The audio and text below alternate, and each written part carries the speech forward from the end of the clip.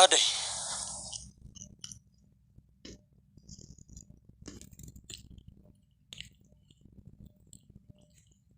ዛሬ ራስን ማጥፋት ችግር መቀነስ አይደለም፣ ሌላ አዲስ ችግር መፍጠር ነው። ለእኔ ምንም ነገር አይታየኝም።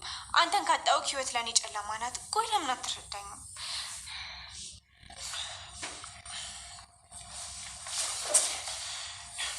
ይኸውልሽ ሩታ፣ ይሄ ነገር በጣም ከመጠን እያለፈ ነው። ስሚ፣ እኔ መክረሽ ነገር ቢኖር በቃ ህይወትሽን እንድትወጂው ነው።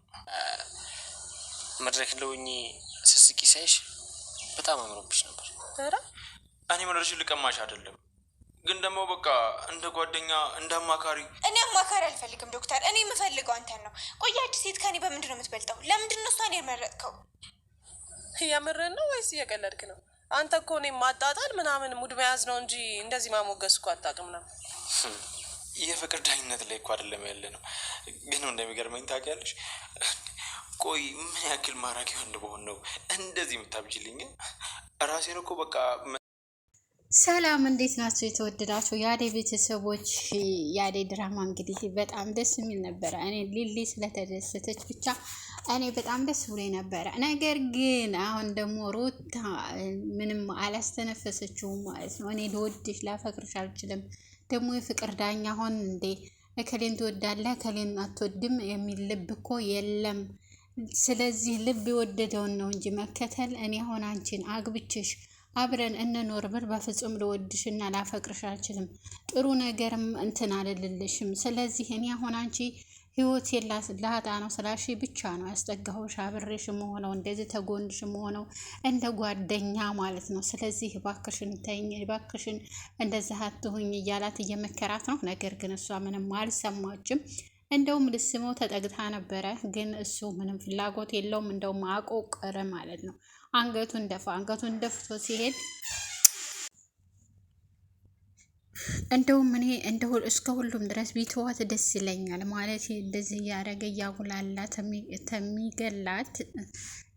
በቃ እኔ አልፈልግሽም አልወድሽም፣ ስለዚህ እባክሽን ተይ ብሎ ከስሯ ቢርቅ ትንሽ እያለ ቢርቅ ነው ጥሩ ማለት። እሷ በፈለገችበት ሰዓት እሱ መገኘት የለበትም። የማይወዳት የማያገባት ሆነ በኋላ ትጎዳበታለች፣ በጣም ትጎዳለች ማለት ነው። ግን እሱ አሁን ትንሽ እያዘንላት ስለመጣ ስልኮ ስትደውልም ስለሚያነሳ ስመጣም ደግሞ አስጠግቶ ሁሉን ነገር መክሮ አሻሽቶ ስለሚልካት በጣም ፍቅሯ እየጨመረ መጣ እንጂ እየቀነሰ አይመጣም።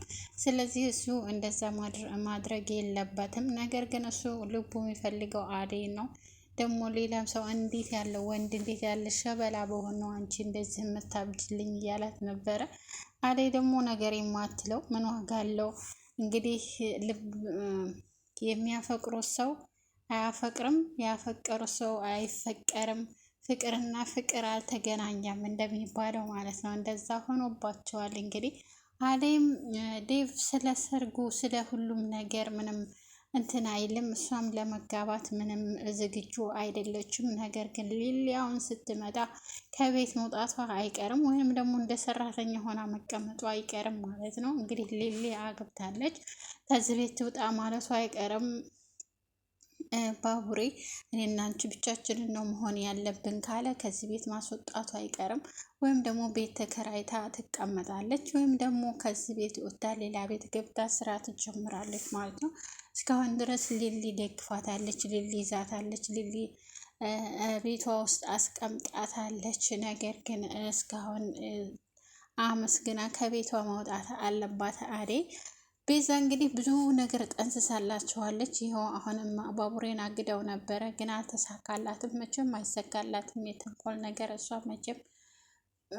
መቼም አተኛም ማለት ነው። እሷ ምንድን ነው ሊሊን ማስለቀስ አለብኝ፣ ሊሊን መጉዳት አለብኝ፣ ትጋባ ግን አፋታችኋለሁ፣ እሱን የሆነ ነገር አድርጌ ወይም ደግሞ የሆነ ነገር አጠጥቼ አብሬው ተኝቼ እሷን ማስለቀስ አለብኝ፣ አለያያቸዋለሁ፣ አፋታችኋለሁ እያለች ነው ማለት ነው። እንግዲህ መቼም ሰው ለሰው አይተኛም እንደሚባለው ልክ ይሄ እዚህ ላይ እንኳን እንደ እውነተኛ ፍቅር ነው። በእውነት ድራማ ሳይሆን ትክክለኛ ነገር ነው እንትና የምታደርገው ቤዛ የምታደርገው።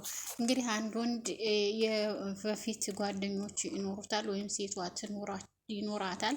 ነገር ግን በሴቷ ላይ ምቀኝነት ያድርና ወይም ደግሞ የወንዱ ጓደኞች ምቀኛ የሆኑና የሆነ ሴቶቹ ወንዶቹ እነኛ ሁለቱን ለማለያየት ለምን እኔ ሳላገባ ለምን እሷ ጓደኛዬ ታገባለች ወይም ጓደኛዬ ለምን ያገባል እና ሁለቱም መፋታት አለባቸው፣ ልክ እንደኔ መሆን አለባቸው በማለት እንግዲህ ለማለያየት የማያደርጉት ነገር የለም። ማንኛዎቹም ሰዎች ቢሆኑ እንግዲህ ያው ፈጣሪ ሲረዳ እንጂ ትዳር በጣርሻ አይደለም እና ደግሞ በመቻቻል በቃ ሁሉን ነገር በመነጋገር ፊት ለፊት በመፍታት ችግሮችን ሊዘለቅ ይችላል። እንደውም የዛ የሆኑ ዘመን ትዳር እንደውም በቃ ከወር ከሁለት ወር ከሶስት ወር እንደው ቢዛ ቢጠና 1 አመት ከዚህ በላይ እንኳን የሚሄድ አይመስለኝም። ይጋባሉ፣ ይፋታሉ። እንደውም 75% በኢትዮጵያ ላይ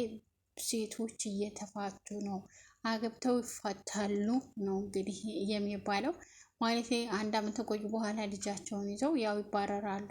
ማባረር ሳይሆን ወንዱ ወደ ሌላ ይሄዳል። ይህም ደግሞ ራሳችንን ባለመጠበቅ የተነሳ ነው። በእርግጥ ምንም ጊዜ የለንም ራሳችንን ለመጠበቅ ማለት ነው። የቤት ኃላፊነት አለብን። በዛ ላይ ልጅ ይመጣል፣ ልጅ ኃላፊነት አለብን።